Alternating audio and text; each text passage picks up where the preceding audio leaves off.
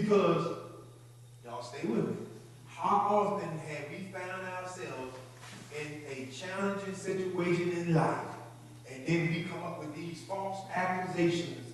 God, do you love me? God, if you really love me, why are you allowing me to go through what I'm going through? Okay, y'all ain't got to say amen. Y'all don't have to say amen.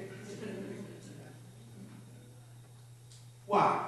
Because we as humans don't like to go through any suffering.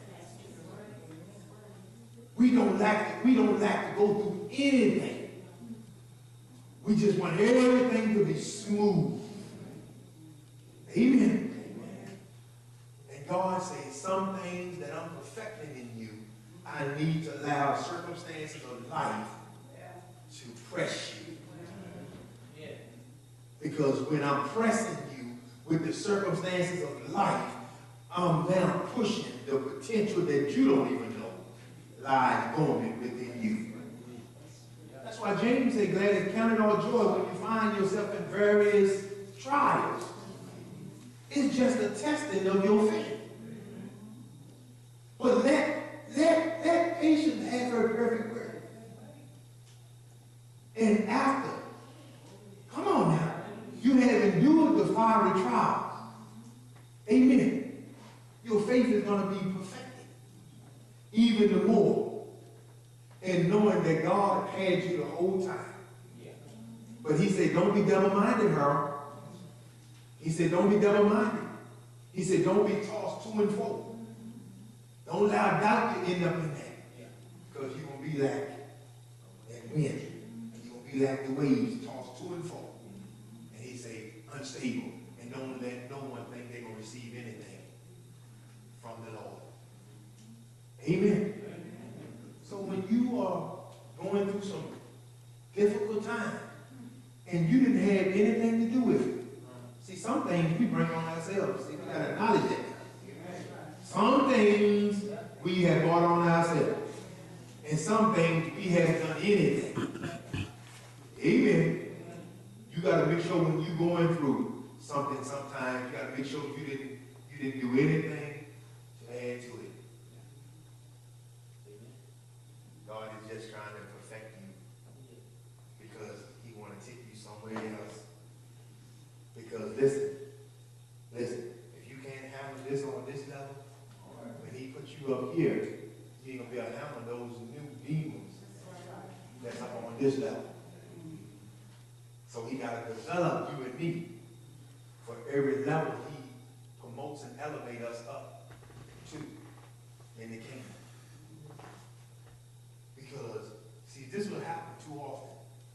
We got a lot of gifted people in the body of Christ, but we don't have no character people.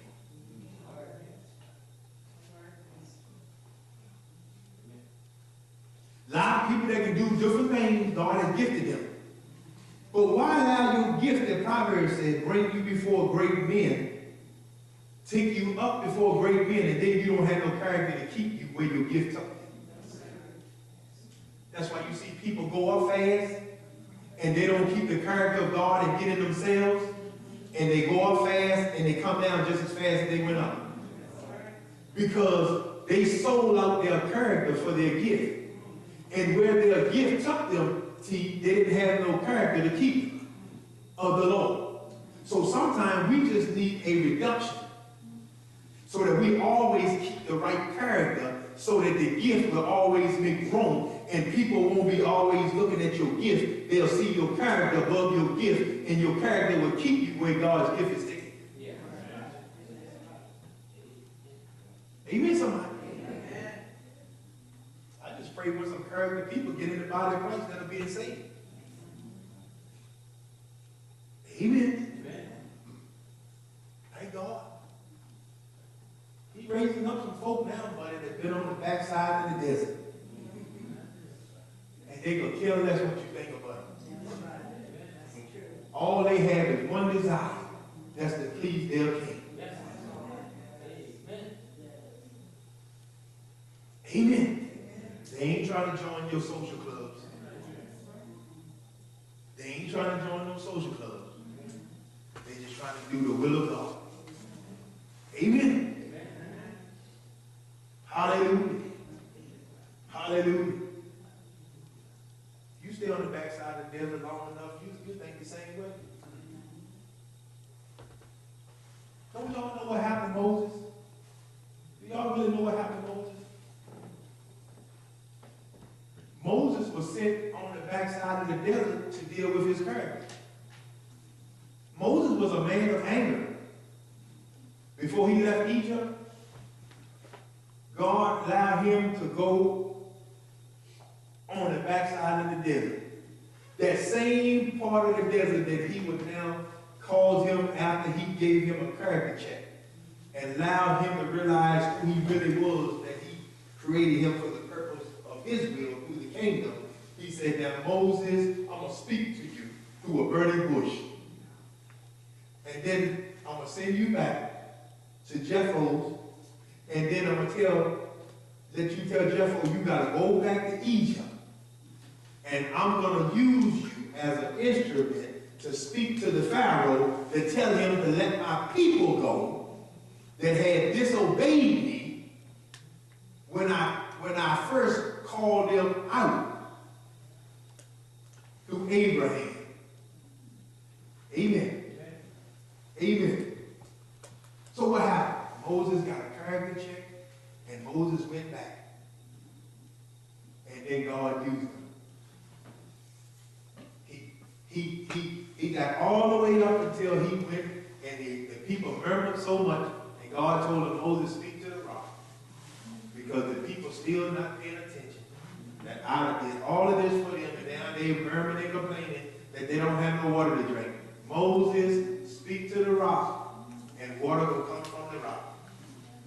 And Moses got so frustrated that he spoke to the rock and did not come up. And then he took his staff and he smote it in anger.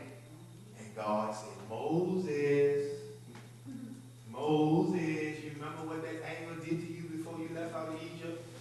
It caused you to kill a man. It caused you to kill a man from Egypt and bury him in the sand. And then when you seen two of your fellow brethren, Hebrew brethren, having an altercation, they seen you bury the Egyptian, and they told you what you going to do to us, what you did to the Egyptian, and your anger that you couldn't control caused you to murder that man and go running. But Moses, you're back in the same place again because you allowed the murmuring and complaining of the people to get in you. And now your character that I had developed has come back again. Your anger. See people like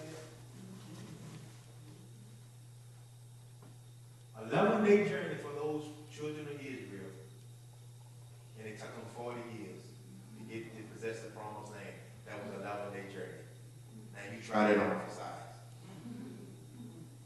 Do y'all really know God told them? Y'all read the Bible.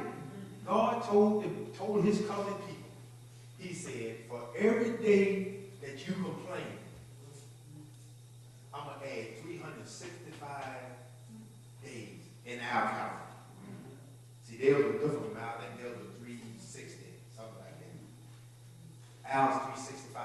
He said, for every time you get the murmuring and complaining in a day, I'm going to add 365 a year. You know the reason why some of us haven't come out of some stuff and some of us happy where we at is because you haven't got it yet and stopped complaining. And you still marching around that same mountain until God said, when are you going to graduate from this mountain? And every day that you don't deal with your murmuring and complaining, I'm going to add something else to you. It's going to take you a lot longer. You know what that ratio is? 1 to 365.